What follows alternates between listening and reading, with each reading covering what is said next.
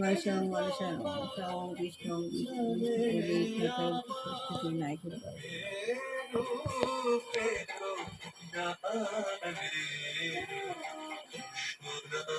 রঙে মাখিয়ে দিলাম কালি বলে গৌরীতে নাম দিয়েছি পাশে বৃষ্টি লাগে তারি মাখিয়ে দিলাম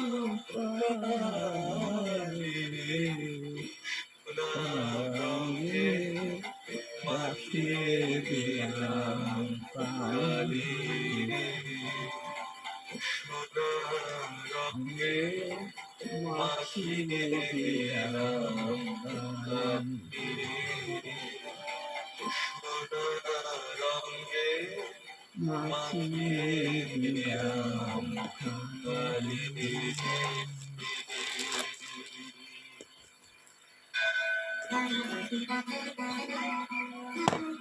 শ্রী জগন্নাথ বসুর সঙ্গে কালকে কথা শুধুমাত্র 98.3 মির্চিতে।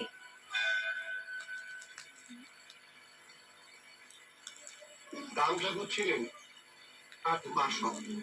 তার প্রাণের ঘড়ির মধ্যেই তিনি উপনিষদের অখিল রসান্বিত পুরুষকে খুঁজে পেয়েছিলেন। তিনি ছিলেন বড় হরিভক্ত। অন্তরে যারা ধ্যান করতেন, মুখে করতেন তার নাম কীর্তন, আর হাত দিয়ে করতেন তারই পূজা। এইভাবেই কায়িক, মানসিক ও বাচিক সমস্ত কর্মোদ্যমের মাধ্যমে ঠাকুর নিজের জীবনকে এক মহাপূজার নৈবেদ্য রূপে সমর্পণ করেছিলেন শ্রীহরির চরণে। ভালোবাসতেন ঠাকুর, নাম কীর্তনে যোগদানও করতেন, কিন্তু উদ্দণ্ড মৃত্যু কোনো বাড়াবাড়ি পছন্দ করতেন না। খুব অনাটঙ্কর ছিল তার চাঞ্চলন।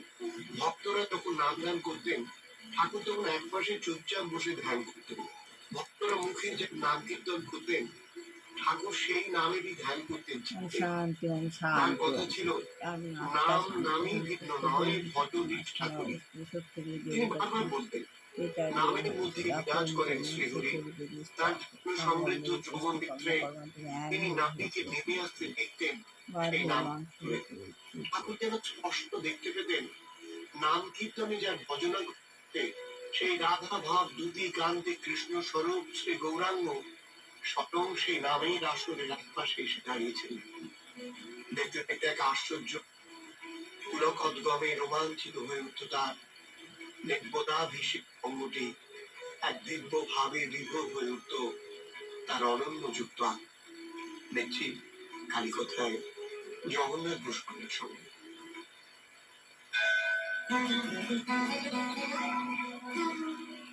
জগন্নাথ বসুর সঙ্গে কালকে কথা শুধুমাত্র 98.3 মির্চিতে।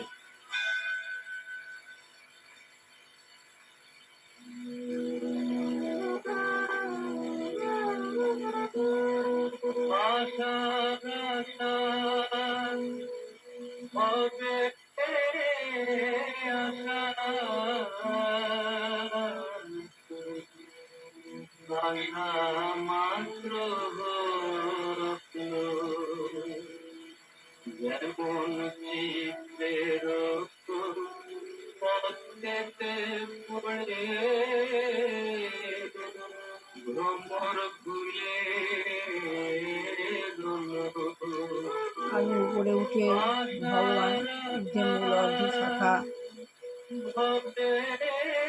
তার নিচে শিব বাবা বসে রয়েছেন। বাবার প্রচুর দুটি, আমি বাবার জীবনের মধ্যে দিয়ে আমি অর্ধের মধ্যে দিয়ে তোর ভগবানের পাওয়ার বলে দিলাম। যেভাবে ফোন রিচার্জ করতে হয় সেভাবে আমি নিজেকে রিচার্জ করে নিলাম। শান্তি আত্মা শান্তি মাঝখানে ডাক্তারের নিজেকে নষ্ট করে দিয়ে চাল সব মিলিয়ে শেষ করতে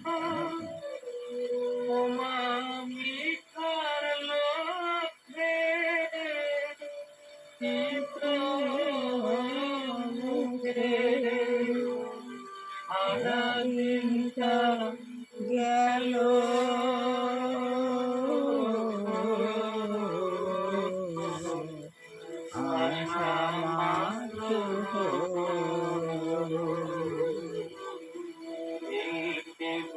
শিব দুর্গাবসময় পড়া হয়। শিব গুরু অভিষেক।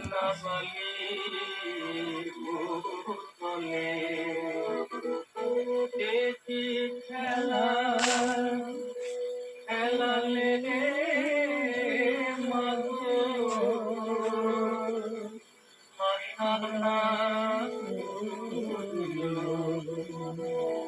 প্রসাদ বলে ভবে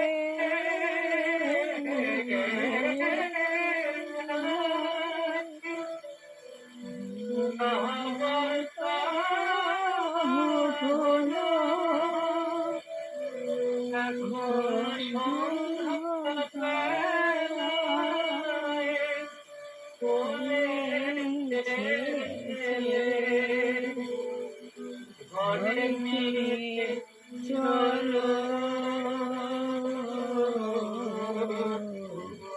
ও মা সরস্বতী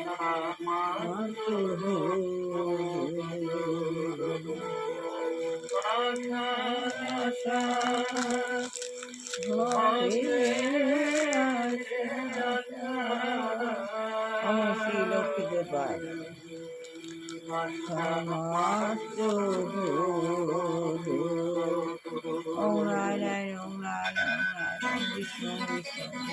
কেমন লাগছে কালী কথা? মতামত আমাদের জানান হোয়াটসঅ্যাপ করে 7890983983 নম্বরে। আসলে কালী কথা 98.3 মির্চিতে। শুনছেন কালী কথা শুধুমাত্র 98.3 মির্চিতে, সঙ্গে জগন্নাথ বসু। ওম সাই বাবাই ওম সাই বাবা।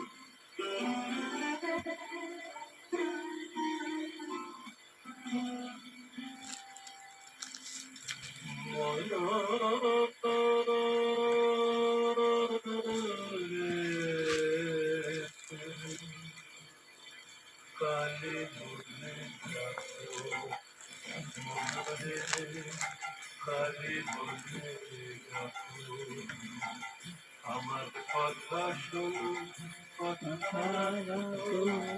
তুমি বাহির হইও না।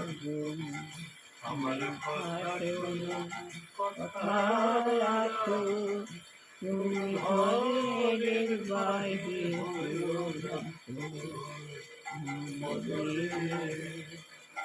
কালী বলে ডাকো, মনরে কালী বলে ডাকো।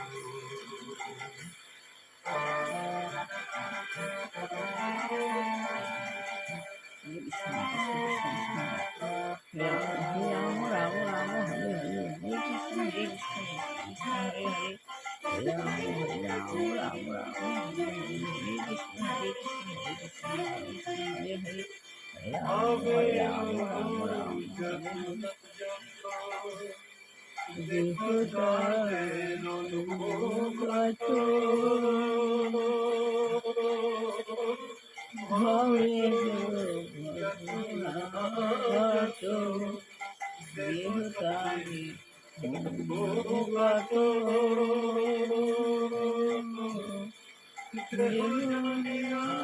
দুঃখ জানো দেহদারিয়া দুঃখ জানি তুমি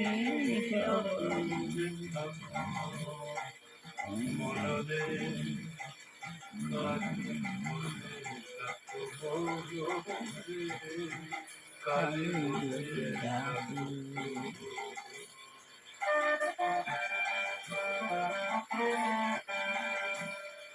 শিব শিব শিব জয় শিব শিব শিব জয়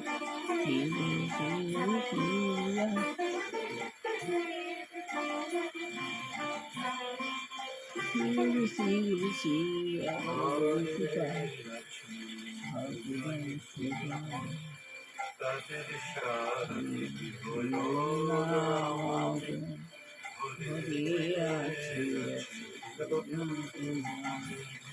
শান্তি শান্তি নাম রসনা রঙ্গিয়া যত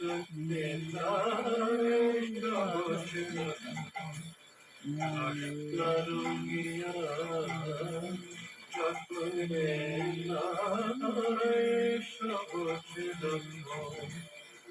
কমলা কমলে আনন্দ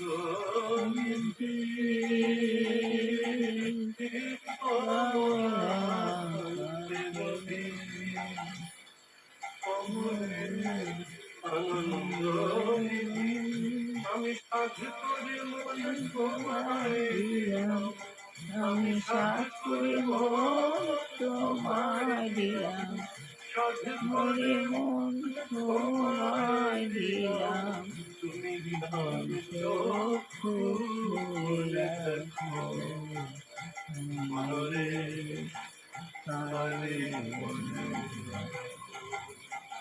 আমার কথা শুনো কথা রাখো তুমি ঘরে বাড়ি আমার কথা শুনো কথা রাখো ঘরের বাড়ি মনরে খালি বলে রাখো মনরে খালি বলে রাখো মনরে কানে বলে রাখো। কৃষ্ণ কৃষ্ণ কৃষ্ণ হরে রাম রাম রাম। আত্মজ্ঞান লাভের পন্থা। পশুর সঙ্গে আত্মজ্ঞান লাভ না হলে আমাদের মনুষ্য জন্ম বৃথা। আত্মজ্ঞান লাভ করতে হবে, আমি কি, আমার আমার কাজ কি আমাকে জানতে হবে। আত্মজ্ঞান লাভের পন্থা বলে আপনি বুঝতে পারেন প্রত্যেকটা মানুষ কিছু না কিছু কাজ নিয়ে জন্মেছে, যার যে কাজ তাকে সে কাজ করতে হবে। ভগবান আপনার কাজ আপনাকে করতে হবে, আপনাকে বুঝে নিতে হবে আপনার কাজ কি, আপনি কিভাবে ক্যাপিটাল স্মল আই থেকে ক্যাপিটাল আই হবেন। আপনার কাজ আপনাকে বুঝে নিতে হবে, ভগবান আপনাকে বুঝে দেবে। এবং অহংকার নেই, তিনি সুখের দুঃখের সমান বুদ্ধি এবং সর্বদা সন্তুষ্ট। তিনি সহজেই অপরের দোষ ক্ষমা করতে পারেন, যার মন সতত সংযত এবং আমার প্রতি নিবিষ্ট চিত্ত হয়ে আমাকেই মন ও বুদ্ধি অর্পণ করে দিয়েছেন, সেই ভক্তই হল আমার প্রিয়। পরম ভক্তের এই সমস্ত লক্ষণগুলি সম্যক ভাবে ফুটে উঠেছিল রামপুরের জীবনে। সমদর্শী ঠাকুর যে কোনো অবস্থাতেই সন্তুষ্ট থাকতেন, যে কোনো জায়গায় গিয়ে সেখানকার মানুষ ও পরিবেশের সঙ্গে তিনি সহজভাবে নিজেকে মানিয়ে নিতে পারতেন, কেমন যেন এক মিষ্টি স্বাচ্ছন্দ্য অনুভব করতেন। তাহলে এই আত্মজ্ঞানের পন্থা বইটা পড়ছি। বিদেশি বলে তার কাছে কিছু ছিল না, পরিব্রাজক রূপে স্বদেশে ও বিদেশে বহু জায়গায় তিনি ঘুরে বেরিয়েছেন। রাম ঠাকুর সঙ্গে আরো অনেক কথা রয়েছে, রাম ঠাকুর সম্বন্ধে বলছেন। শুনতে থাকুন মেচ্ছি কালী কথা। যেহেতু তার যার তর জড় নয়, তাই হরে কৃষ্ণ মহামন্ত্র কীর্তন করে কেউ কখনো ক্লান্ত হয় না। হরে কৃষ্ণ মন্ত্র কখনো জড় নয়, যেহেতু জড় নয় তাই এই হরে কৃষ্ণ কখনো ক্লান্ত হয় না। জগতে সে কেউ যখন লেগে যায় পাশামা চাইলে কপালে তুমি বলা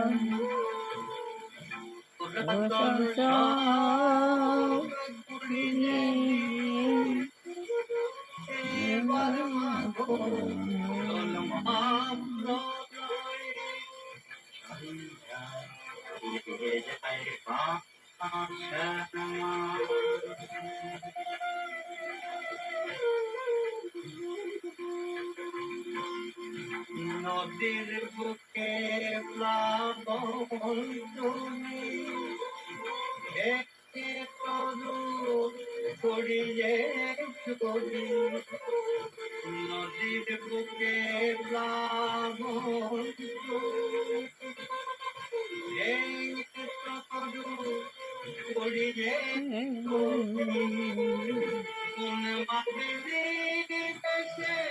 তাহলে যেহেতু যার চরণ হয়, তাই হরে কৃষ্ণ মহামন্ত্র কীর্তন করে কেউ কখনো ক্লান্ত হয় না। জগতে কেউ যদি কোনো নাম বারবার উচ্চারণ করে থাকে, জগতে কেউ যদি কোনো নাম বারবার উচ্চারণ করে থাকে, সে নাম তার যতই প্রিয় হোক না কেন, কয়েকবার উচ্চারণ করার পর সে ক্লান্ত হয়।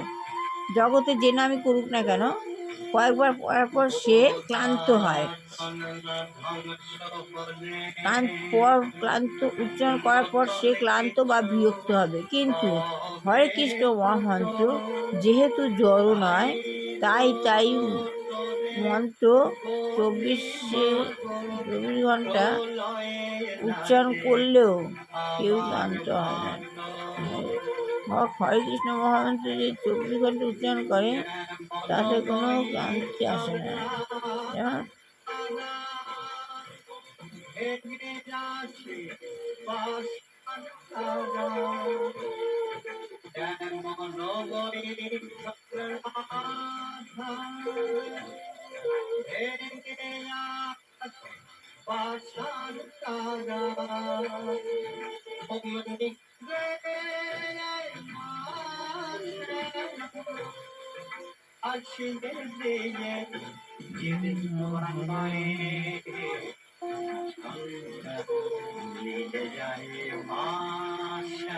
তাহলে হরে কৃষ্ণ যেহেতু মন্ত্র যেহেতু জড় নয়, তাই 24 ঘন্টা উচ্চারণ করলেও কেউ ক্লান্ত হয় না।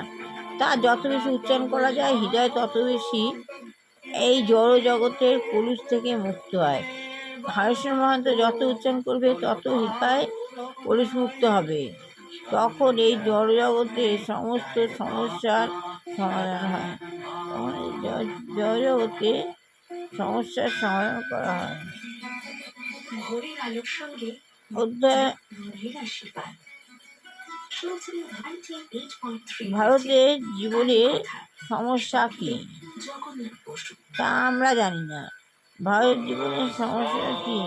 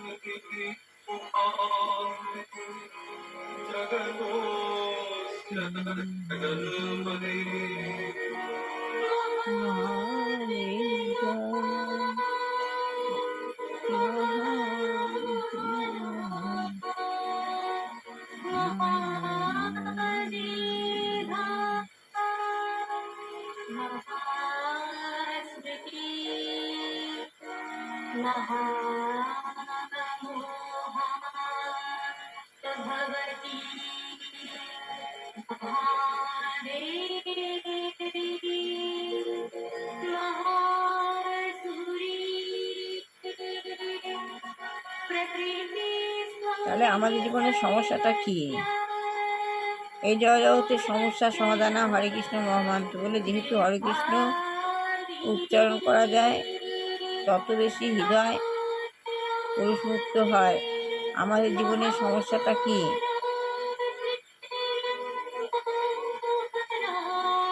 যত হরে কৃষ্ণ মহামন্ত্র উচ্চারণ হবে তত কলুষ মুক্ত হবে।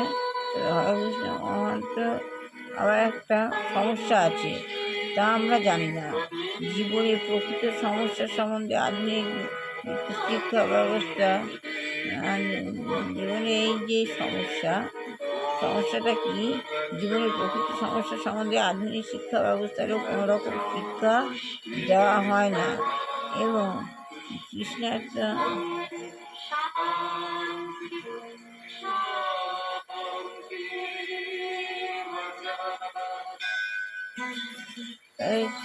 কেমন লাগছে কালী কথা? আপনার মতামত আমাদের জানান হোয়াটসঅ্যাপ করে 7890983983 নম্বরে। আসুন কালী কথা 98.3 মির্চিতে শুনছেন কালী কথা শুধুমাত্র 98.3 মির্চিতে, সঙ্গে জগন্নাথ বসু। তাহলে ভগবদ গীতায় সে সম্বন্ধে নির্দেশ দেওয়া আছে যে জীবনের প্রকৃত সমস্যা সম্বন্ধে আধুনিক শিক্ষা ব্যবস্থা কোনো রকম শিক্ষা দেওয়া হয় না। জীবনে যে প্রকৃত সমস্যা আছে সেই সমস্যা আধুনিক শিক্ষা ব্যবস্থা যায় না। এই ধরনের সমস্যা যারা শিক্ষিত উন্নত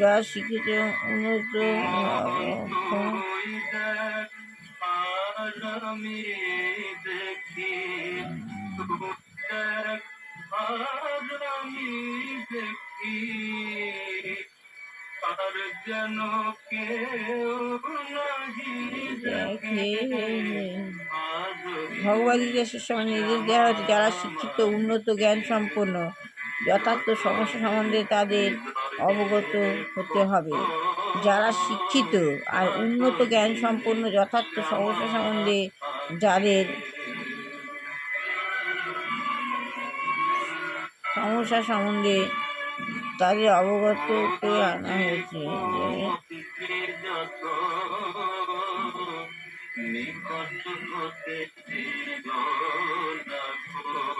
উচ্চারণ জ্ঞান সম্পন্ন ভগবদ্গীতার সময় নির্দেশ দেওয়া যারা শিক্ষিত উন্নত জ্ঞান সম্পন্ন যথার্থ সমস্যা সম্বন্ধে তাদের অবগত হতে হবে। যারা শিক্ষিত উন্নত জ্ঞান সম্পন্ন তাদের সমস্যা সম্বন্ধে অবগত হবে। এই সমস্যার কথা ভগবদ গীতায় বলা হয়েছে। সমস্যাগুলো কি কি? জন্ম, মৃত্যু, জরা ও ব্যাধি প্রকৃত সমস্যা। জন্ম আছে, মৃত্যু আছে, ব্যাধি আছে, এগুলো সমস্যা। যখন আমরা সেই সমস্যাগুলো আসি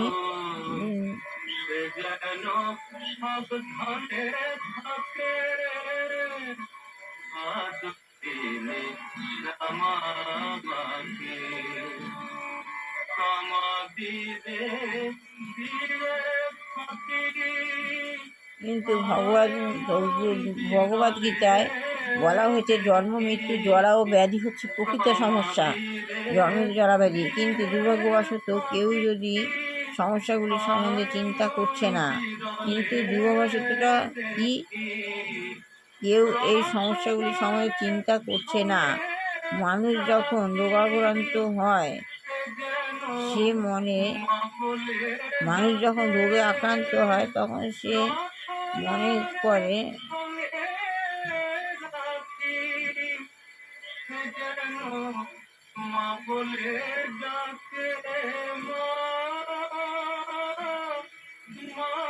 মানুষ যখন রোগগ্রস্ত হয় সে মনে করে যে আমি ডাক্তারের কাছে যাব। মানুষ যখন রোগগ্রস্ত তখন সে ভাবে আমি ডাক্তারের কাছে যাব। তিনি কতগুলি ওষুধ দেবেন, ডাক্তার কিছু ওষুধ দেবে এবং সেগুলি সেবন করলে আমি ভালো হয়ে যাব। এটা মানুষের চিন্তা ভাবনা, ঠিক আছে? তিনি কতগুলি ওষুধ দেবেন, সেগুলি সেবন করব, আমি ভালো হয়ে যাব। যে ওষুধগুলো দেবে সেগুলি আমি সেবন করব, ভালো হয়ে যাব। কিন্তু সেই সমস্যাটি সম্বন্ধে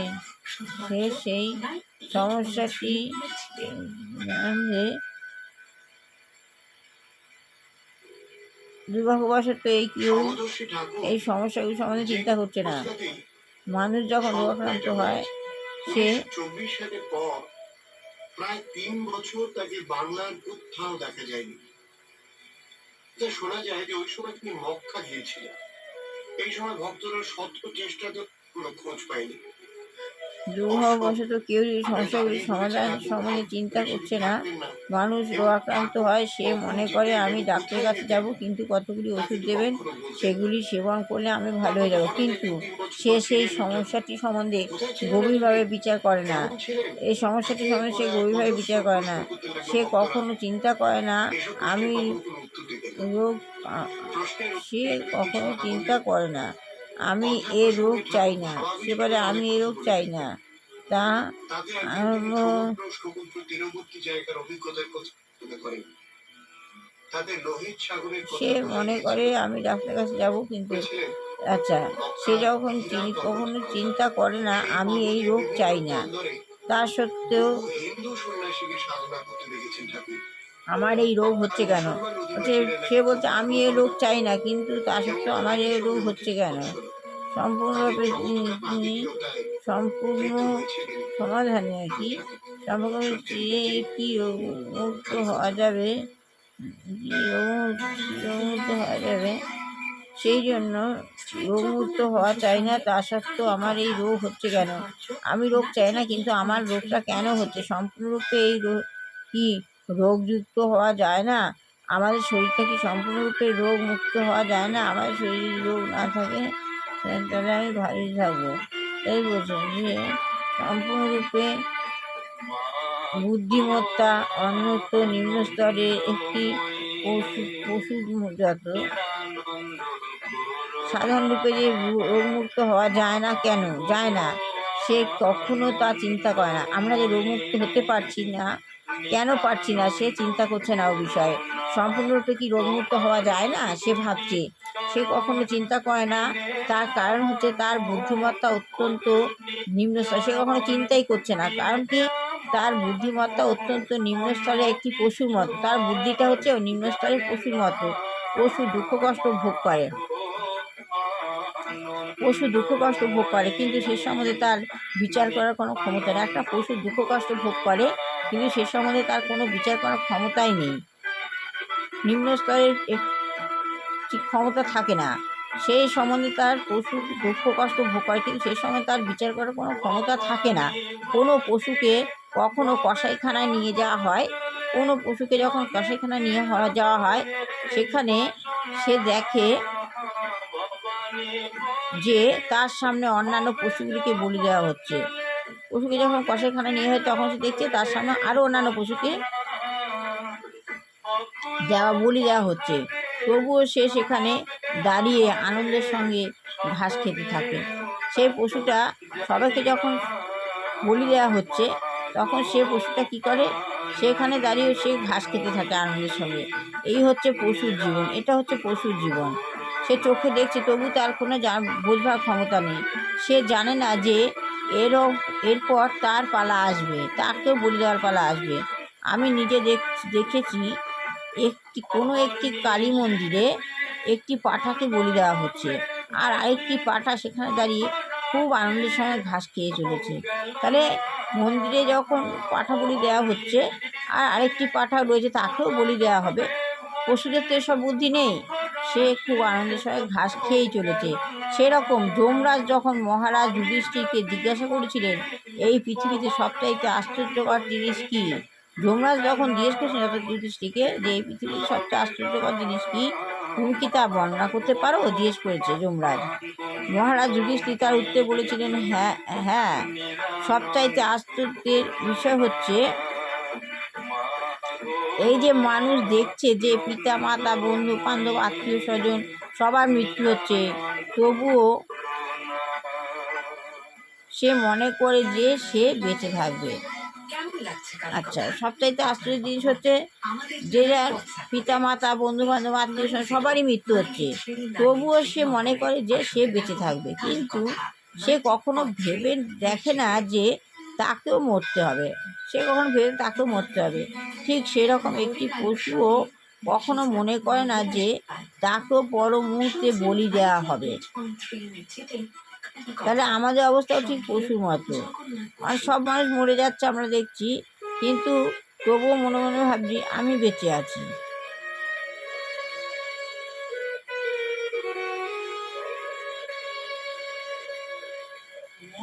মাতা মাতাল করে, মন মাতালে মাতাল করে, মদ মাতালে মাতাল করে, সুরাপান করি না আমি বলে, মাতালে মাতাল বলে, মাতালে মাতাল করে,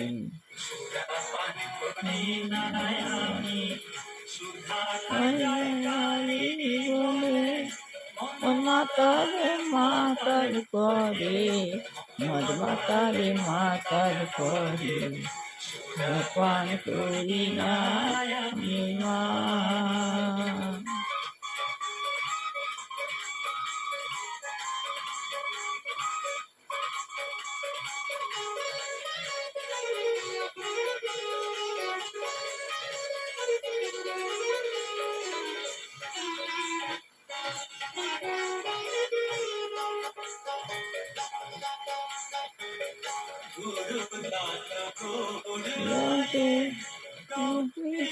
মশলা দিয়ে দূরত হলো, প্রকৃতির মশলা দিয়ে ভ্যাঁচুরিয়ে ধুয়াই ভাসিব, ভ্যাঁচুরিতে ধুয়াই ভাসি,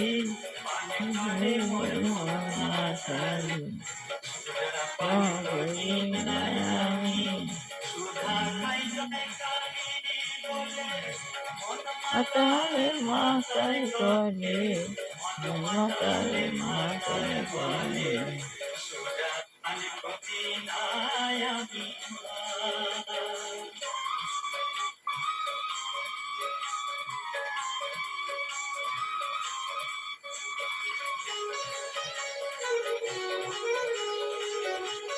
তাহলে যমরাজ জিজ্ঞেস করলো যে এই পৃথিবীতে সবচাইতে আশ্চর্য জিনিস কি, তুমি কি তা বর্ণনা করতে পারো? মহারাজ যুধিষ্ঠির উত্তরে বলেছিল, হ্যাঁ, সবচাইতে আশ্চর্য জিনিস হচ্ছে এই যে মানুষ দেখছি যে পিতা মাতা বন্ধু বান্ধব আত্মীয় সবার মৃত্যু হচ্ছে, তবুও সে মনে করছে সে বেঁচে থাকবে।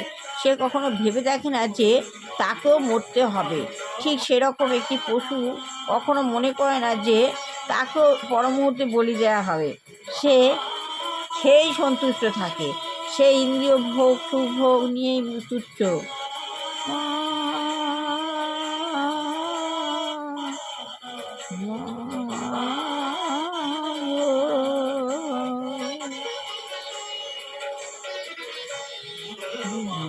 যন্ত্র ভরা শোধন করে ঘরে যারা, বলে এমন সুরা প্রসাদ বলে এমন সুরা, পান করি না আমি, মাতালে মাতাল বলে, মাতালে মাতাল করে, পান করি না আমি, পান করি না আমি, পান করি না আমি মা।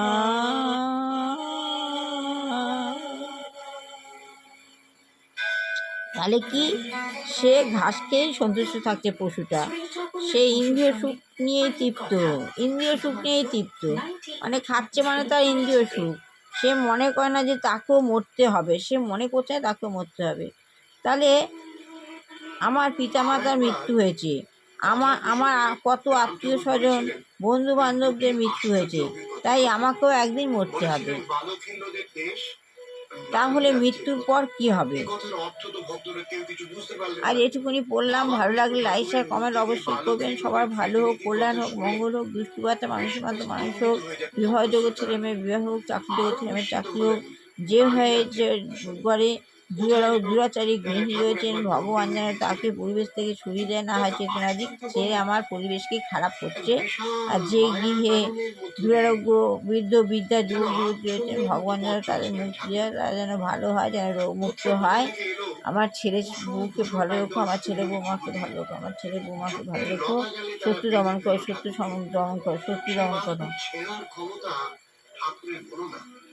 ঠাকুর যখন কি করেন এক মনে তাহলে এই এক প্রাণী ইষ্ট মন্ত্র জপ করতে লাগলেন। হ্যাঁ, পরে বলো। ঈশ্বরের দয়ায় হরে কৃষ্ণ হরে মুক্ত কৃষ্ণ হলেন সেই মৃত্যু থেকে। হরে রাম ঠাকুর রাম বর্ণিত রাম এই দুটি কি দেশে বুঝে দুর্গোষণ ভৌগোলিক অস্তিত্বের কথা কারো জানা নেই, সুতরাং ঠাকুরের এইসব সূক্ষ্ম কথার অর্থ বোঝা অসম্ভব। তবু হয়তো রূপোক্তক এই দুটি ঘটনার অভিজ্ঞতা থেকে দুটি বিশেষ সত্যকে বোঝাতে চেয়েছিলেন। হুম আপাত দৃষ্টিতে কোনো কিছু ছোট বলে মনে হলেই হুম তা কিন্তু প্রকৃতপক্ষে ছোট নয়। হুম। ছোটর কাছেও অনেক কিছু শিখবার আছে আমাদের। ছোটোর কাছে অনেক কিছু শেখা আছে। ধর্মশাস্ত্র একটা ছোট্টর কাছে অনেক অথবা কিছু সুস্থ শেখাতে, একটা ছোট সংসার মানুষ অনেক কিছু জীবনের জানে না। জন্য আমাদেরকে সংযমের প্রয়োজন রয়েছে ভীষণ। হ্যাঁ, সংযম সংযম মনকে যদি সংযত করতে না সব পারা বিষয়ে যায়, সংযম, খাওয়া দাওয়া জীবনে কোনো ভালো কাজই সম্ভব নয়। হবে না। কিন্তু এই সংযম সাধনে কি চারটিখানি ব্যবহার করুন তো, ও, কত মায়া আমাদের যে টানছে।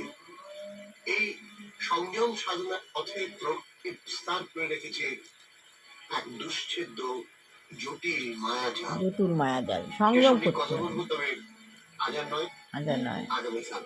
হ্যাঁ, রাম ঠাকুরের আশীর্বাদী হাত আপনার মাথায় পড়ুন। ভালো ভালো থাকুন, আর সাথে আনন্দে থাকুন। রাম ঠাকুর যে আমিত্ব বোধকে একেবারে মেরে ফেলতে পেরেছিলেন, সেইটা হওয়ার দিকে একটু একটু করে একটি অগ্রসর। মিঠি আপনি কথায় জগন্নাথ দূষণের সঙ্গে নিজের আমিত্ববোধকে বাদ দিতে হবে। নিজের আমিত্ববোধকে যত ত্যাগ করা যাবে তত ভালো। শ্রী জগন্নাথ বসুর সঙ্গে কাহিনীর কথা শুধুমাত্র 98.3 টিতে।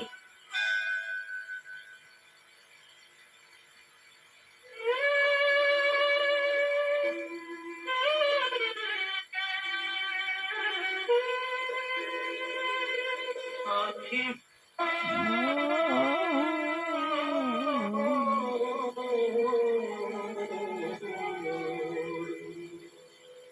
কৃষ্ণ রূপের পিয়াসী কৃষ্ণ রূপের পিয়াসী সেই রূপ অনুপম না দেখে বলে নিশিদিন অনুদাসী কৃষ্ণ রূপের পিয়াসী কৃষ্ণ রূপের পিয়াসী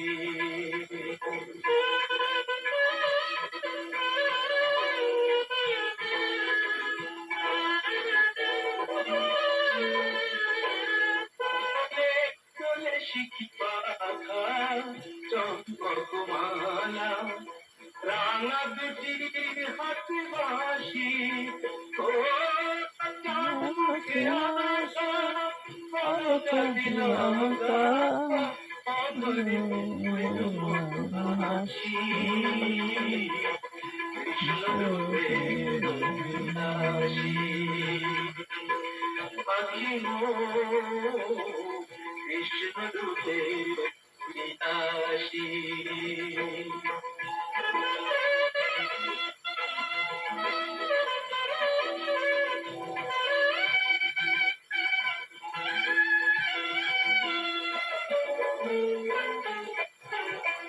সুন্দর বিধার মমধুর কর গোপিনী প্রেম বিলাসী আমি জনমে জনমে তার লাগবো জনমে জনমে তার লাগিব বৃন্দাবনবাসী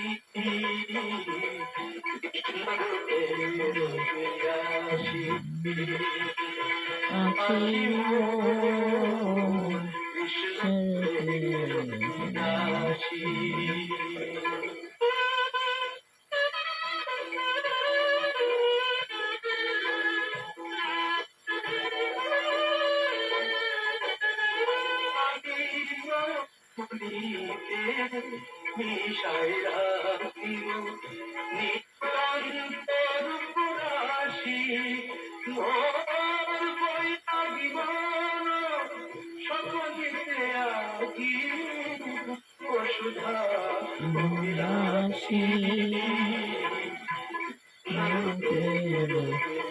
আসি আখি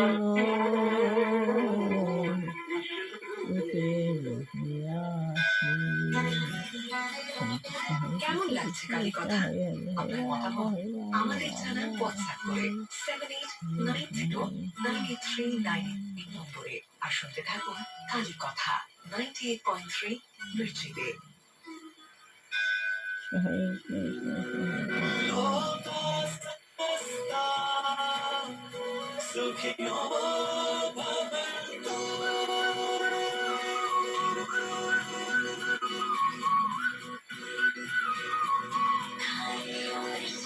তাহলে আজকের মতো ভালো লাগলে লাইক শেয়ার কমেন্ট অবশ্যই করেন। সবার ভালো হোক, কল্যাণ হোক, মঙ্গল হোক। আবার আজকের মতো শেষ করলাম।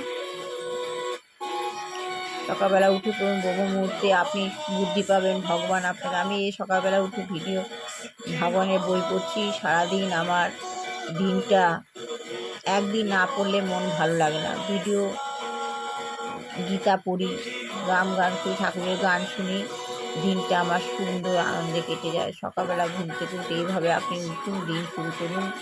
আপনার পরিবেশ, ঘরের পরিবেশ এবার প্রিয় হয়ে যাবে, ভালো হবে, কল্যাণ হবে। আপনি প্রচুর বুদ্ধি পাবেন, ভগবান আমাকে সারাদিনের পথ প্রদর্শন করবেন। হরে কৃষ্ণ। শত্রু দমন করে, শত্রু দমন করে, সবাই ভালো করে। আমার ছেলে বউকে ভালো লাগে, ছেলেগুলোকে ভালো লাগে, ছেলেগুলোকে ভালো লাগে। সার্থকের জীবনটা, সবার জীবনটা সার্থক। সবাই আত্মজ্ঞান লাভ হোক, সবাই আত্মজ্ঞান লাভ হলে বুঝুক।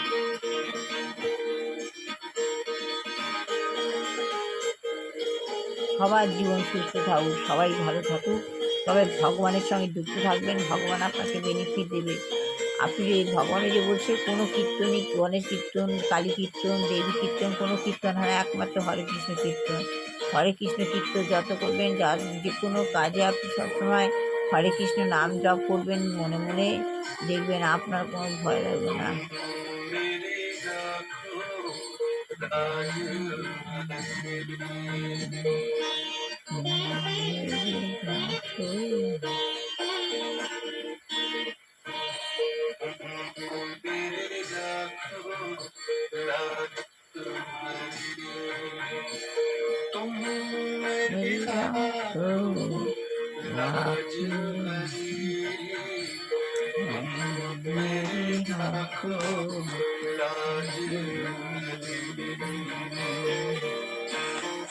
हरे कृष्ण कृष्ण कृष्ण हरे राम राम राम श्री गुरु श्री गुरु श्री गुरु श्री गुरु कृपा ही केवलम, गुरु कृपा ही केवलम।